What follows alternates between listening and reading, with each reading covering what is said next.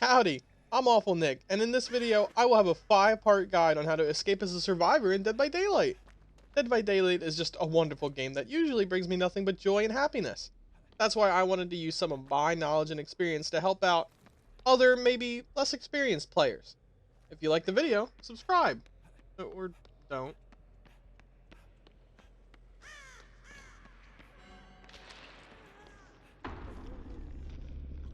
Alright, let's go into the first part of our guide, perks.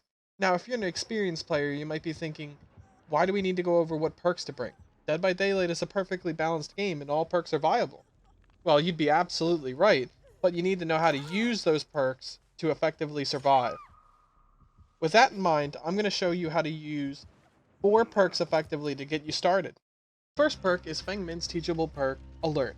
This perk allows you to see the killer from anywhere in the map, when he does one of 2 actions. When you see the killer pop up on your screen, you want to run to the exact opposite side of the map from him. Remember, the killer can't kill you if he's not near you. Unless maybe it's a huntress? Anyway, second perk, Jeff Johansen's teachable Distortion. So, sometimes the killer can unfairly see you through walls. Distortion can stop the killer from doing that 3 times. You just have to have it. If the perk has hid you from the killer 3 times and the game still isn't over, you can always hop into a locker for the rest of the match, and it'll have the same effect. Pro tip. Third perk, Bill Overbeck's Left Behind. This perk allows you to see the hatch through walls. Pretty self-explanatory. The hatch, if you didn't know, is the only surefire way to escape, so you want to find it. And then, the last teachable perk is Dwight Fairfield's Bond. This perk allows you to see your teammates through walls.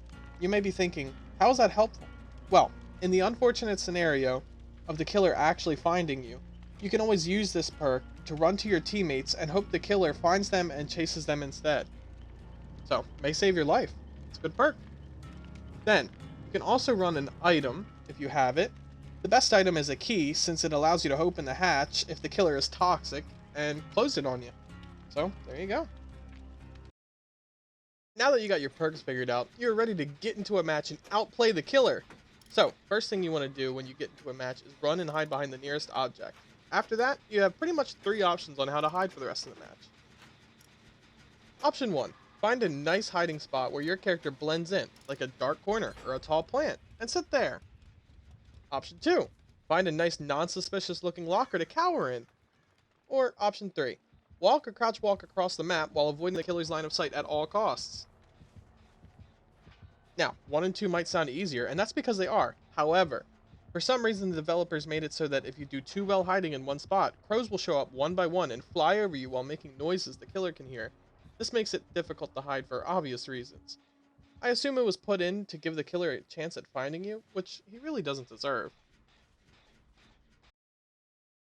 So, ideally, you don't even want to see the killer, but sometimes the killer just cheats in some way and finds you. Now, when you are sure the killer has seen you, you need to run to the nearest pallet and throw it. Then, you can run to the next pallet you see and throw that. You do this until all the pallets in the map are gone. Once this is done, you must accept your fate and go into the dying state, where the killer will then pick you up and bring you to a hook.